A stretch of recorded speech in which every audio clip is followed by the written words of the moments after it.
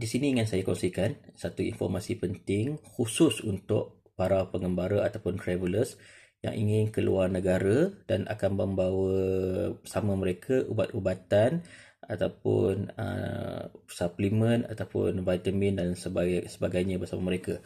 Sebenarnya kita kena tahu bahawa setiap negara mereka ada akta ataupun peraturan yang tersendiri yang akan mengawal kemasukan ataupun ekspor ataupun penggunaan ubat-ubatan dalam negara mereka. Dan umumnya setiap negara dia akan daftarkan ubat dengan jenama tertentu, dengan indikasi tertentu yang boleh digunakan secara sah ke negara masing-masing lah.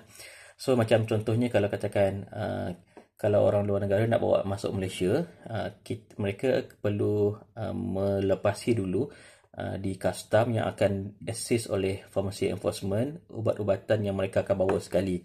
Dan umumnya kita katakan kalau travelers luar negara nak masuk Malaysia, mereka dibenarkan bawa ubat untuk kegunaan rawatan mereka sahaja.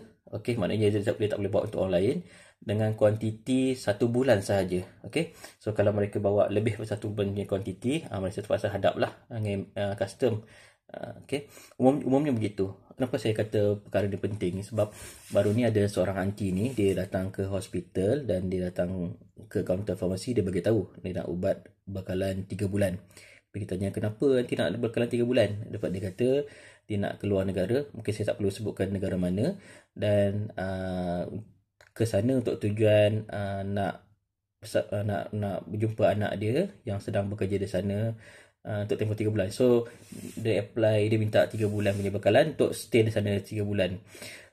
So sebenarnya lah isu ni bukan sekadar kuantiti yang kita nak bekalkan ikut kebiasaan kita, tetapi concernnya adalah adakah kalau kita bekalkan 3 bulan berkenaan, dia dapat bawa masuk ubat berkenaan ke negara berkenaan dan menggunakannya. Okey. Sebenarnya kita perlu tahu bahawa macam saya katakan tadi, negara masing-masing ada kawalan masing-masing dan kita terpaksa advise anti berkenaan bahawa dia tak boleh, kita akan bekalkan bekalan 3 bulan. Okey, bukan sahaja kerana kita punya kebiasaan amalan, tetapi juga kerana negara berkenaan takkan benarkan membawa ubat dengan kuantiti berkenaan lah. Dan akhirnya kita terpaksa bincang dengan aunty tu dan kita explain pada dia bahawa aunty, this is only the amount that you can bring along with you.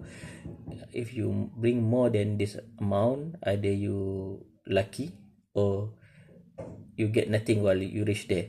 Okay, bermakna bila mana custom check dan mereka dapati kita melanggar peraturan negara mereka, ada kemungkinan mereka akan rampas ke semua stok yang kita ada. Bukan dikatakan contohnya kita bawa 3 bulan, dia benarkan sebulan, dia lepaskan sebulan, 2 bulan dia rampas, tak. Once rampasan dia akan rampas keseluruhannya sekali lah. Jadi sebab tu kita try to advise aunty tu, kita maklumkan dia kita supply ni kenapa, dan selebihnya dia kena usahakan. Sebab tu kalau kita baca mana-mana peraturan, dia akan kata bawa bersama ubat dengan kuantiti yang mereka benarkan dan bawa bersama prescription yang sah daripada doktor. Jadi saya maklumkan aunty tu bawa sekali prescription yang daripada kita dan bawa bersama dia rekod rawatan ataupun kalau ada surat doktor ada, bawa sekali. Apa tujuannya bila mana bakalan ubat habis, mereka perlu dapatkan rawatan ataupun beli ubat di sana lah. So aunty tu kadang tanya saya, dia kata mana nak beli ubat kat sana, semua mahal dan sebagainya. So macam of course saya tak jawapan, aunty, I'm sorry, I don't have your answer, I don't have answer for your question, but I'm sure your daughter know better than me. Yalah, anak dia tinggal kat sana. Dan saya sebenarnya tak pernah pergi negara tu, dan of course saya tak tahu. So anak dia dah bertahun-tahun kerja kat sana sejak zaman belajar dulu dan sekarang dah lama bekerja sana, of course lebih tahulah. So itu yang dapat saya sebagai kepada aunty berkenaan. At the end dia setuju secara sukarela atau tak setuju, itu dia tak ada pilihan. Itu sebenarnya benda yang kita perlu akui. Dia katalah dia is the first time, I know aunty, everything is first time for everyone aunty. So itulah realiti. Sebenarnya perkara ni kerap berlaku. Sebelum berkenaan ada juga seorang uncle ni nak pergi sang negara itu dan ini dan itu. Banyak sebenarnya selepas PKP, banyak orang nak keluar negara dan dengan tujuan berkenaan dah, dan nak demand ubat yang kuantinya banyak.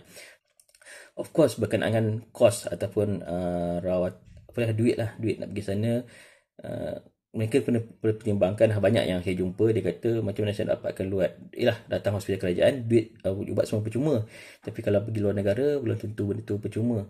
Jadi apa yang saya dapat advice lah kepada mereka ni, saya bagi tahu everything is about the cost.